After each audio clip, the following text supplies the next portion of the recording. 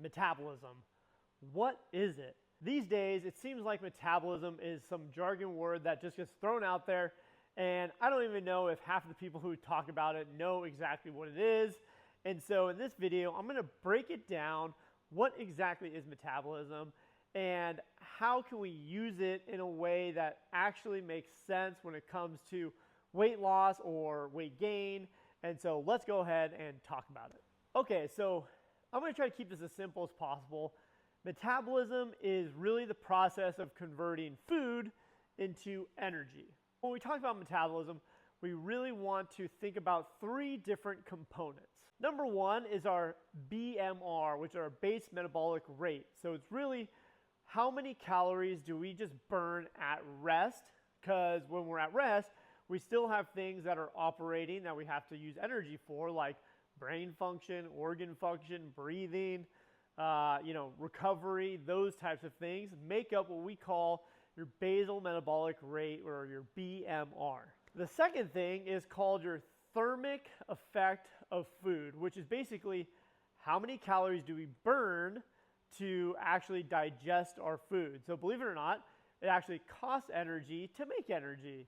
So that is called your thermic effect of food, or TEF.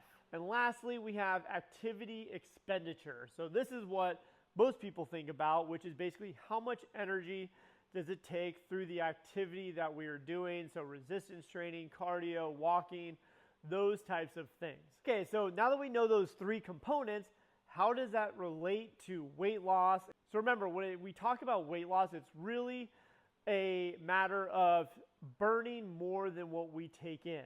So we want to consume less energy than what we are burning, and therefore we will lose weight. So how do we know how much energy we actually are burning on a daily basis?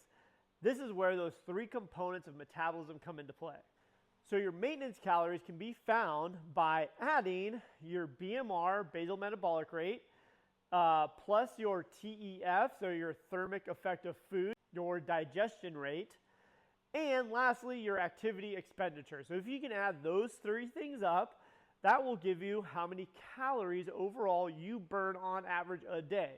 And if you know that, then you know your maintenance calories, which basically you can start to make sure that you eat less than that, prioritizing protein, those types of things. Again, that's a whole nother video, but that should shine some light. And there's plenty of different things that will actually tell you this stuff in general averages. You can go to things like caloriecalculator.net, and it'll give you all of these on an average. So you don't actually have to figure this stuff out.